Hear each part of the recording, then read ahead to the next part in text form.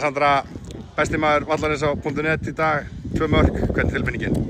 Bara rosalega góð, ekki síst eftir, leiðum að segja frekar erfiðan fyrirháleik og svolítið þungar á okkur og bara ekki alveg nógu mikið stjórn á leiknum og kom ótrúlega sagt ósáttur inn í hálfleik þóttur að vera 2-1 yfir. Þær voru að koma sér í góða stöður og náðu einu marki við hálfleikin, þannig að það var eins gott að rífa sig í gang og við gerðum það í seinni hálfleik og við fannst mér yfirhöndinni á leiknum allan seinni hálfleikin.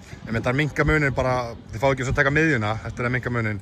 Breytti það eitthvað svona stemmingunni í hálfleika, voruð þið bara ósáttar við leikinn? Ég held að þetta var bara gott spark í rassinn eftir svona, eins og við viljum segja kannski ekki okkar bestu frammistöðu í fyrri hálfleik og það gerði það bara verkum að við vildum koma að nákvæmlega í seinni hálfleikinn og bara bæta við og við vildum skora fleiri mörk til að leikurinn var flautað lag, við vorum alltaf að opna og reyna að bæta við, þannig að tel það jákvætt og bara mjög gott að ná 3 stig á þessum útvelli.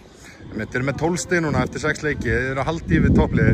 Er þetta markmið til að berjast við titilinn í ár? Já, maður er alltaf í þessu til þess að berjast við titla og það er ekkert leyndarmál að maður auðvitað horfir þangað og það er markmið og við þurfum að eiga séns á móti öllum liðum í þessari deild og við erum bara spennt eftir næsta leik og ætlum að móta 3 stig þar.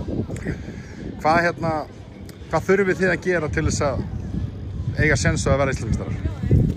Ég held að það sé kannski smá bara að setja kassan út og þora aðeins meira og trúa á það sem við getum. Við höfum mjög marga góða styrkleika sem er erfitt að verjast ef við spilum á rétt og nýtum á vel.